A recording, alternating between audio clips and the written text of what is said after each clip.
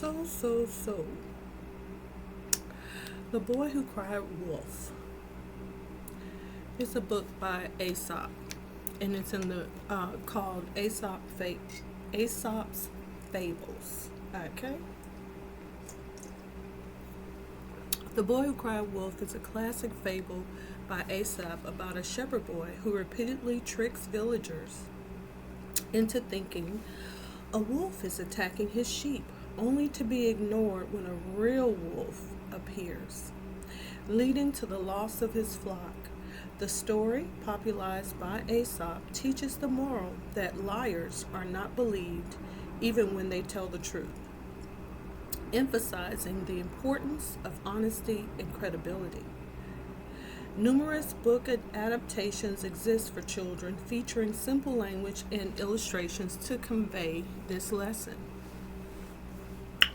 The summary of the story is a bored shepherd boy watching sheep repeatedly shouts "wolf" to get attention, causing villagers to rush to help only to find no wolf. After the villagers reprimand him, he does it a second time. He didn't listen. Sorry about that.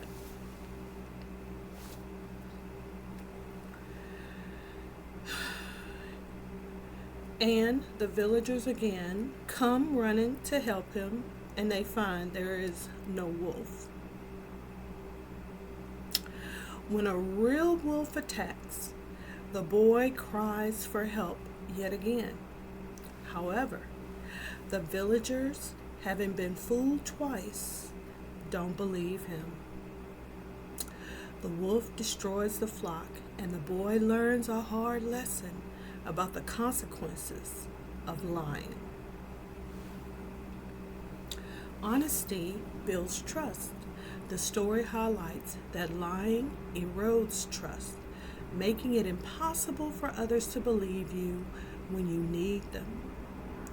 Credibility is finite. Each lie diminishes your credibility, and once it's gone, it's hard to get back. The fable shows that deceit can lead to serious, real-world consequences. Many versions of this story exist. Often, hold on.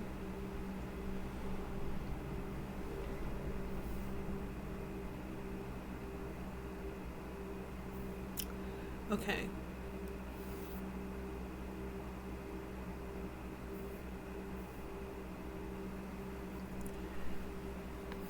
Okay. Let's skip ahead, you guys.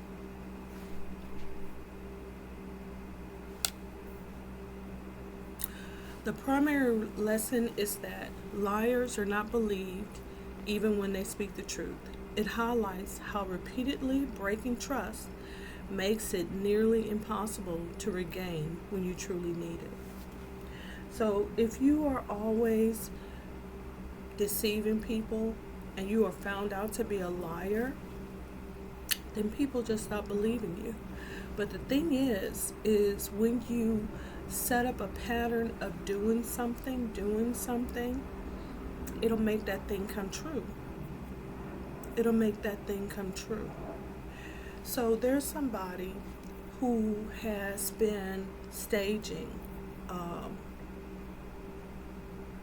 assassination attempts. So you know that there's coming a time where there will be a honest and true, and people are not going to believe it.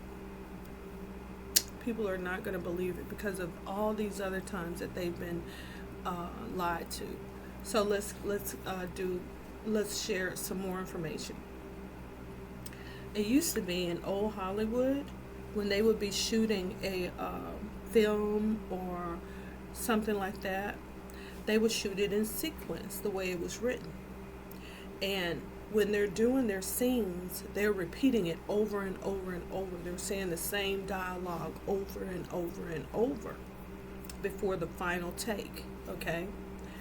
By them doing that, the things that were happening on screen that they had shot, even if it was never released to the public, started happening in real life. And they said when art copies real life, that's what they were saying it. Not knowing that the art that they were creating made this materialize in reality, and in the reality of the persons who were in the movie, as well as those who worked on set, as well as the viewers who went to watch that movie. So a long time ago, you didn't want to watch a horror film or films about murders or things like that, because by exposing that to yourself, you thought about it and it would make it come true. I remember them telling me when I was much younger, don't read the book of Job. If you read the book of Job, it will cause all of these things to happen to you. It's the reason why a lot of preachers never preach the book of Isaiah. They never preach the book of Lamentations. They never preach the book of Deuteronomy. It's not covered in any Bible studies. Because if the people as a whole, or the members or students or whoever, started thinking on these things, it's going to make these things happen. It's going to elevate the consciousness of the persons, all of these people who have this information now. And it's going to cause things to happen.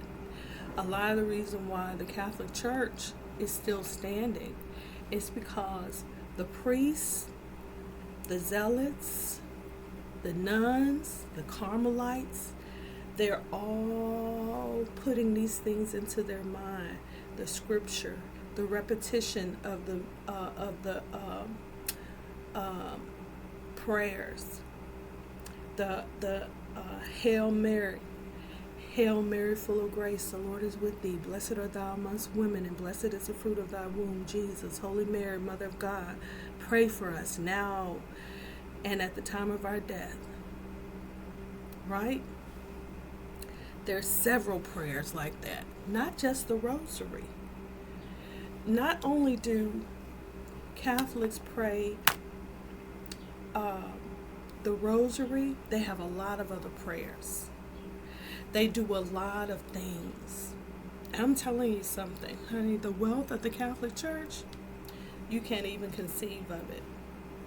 Especially in this world where people are in desperate situations, where there is people looking for an excuse to hurt their fellow man, where people are being so petty and ignorant because they don't realize that Satan is real, hell is real, and by them seeking negativity, that is what's going to come to them. The Bible even says that our faith, if you had the faith the size of the mustard seed, you could say to this mountain, be thee removed, and they would be thee removed and cast into the sea, and it would be so.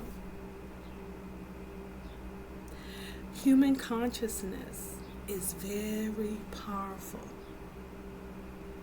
It's very powerful. What you say is very powerful. What you believe is very powerful. If you say something long enough, you will begin to believe it.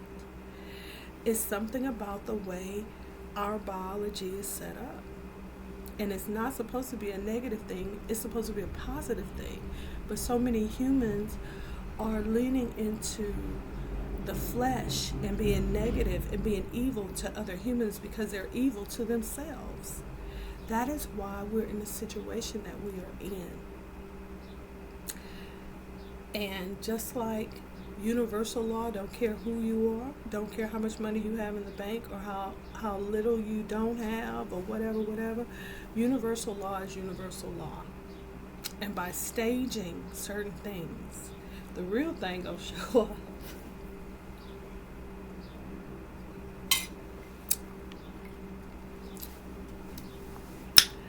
Okay? So, I'm going out into the world today to stage some things, but trust me, it is not for anything negative. Holla if you heard me. Okay? Mm-mm.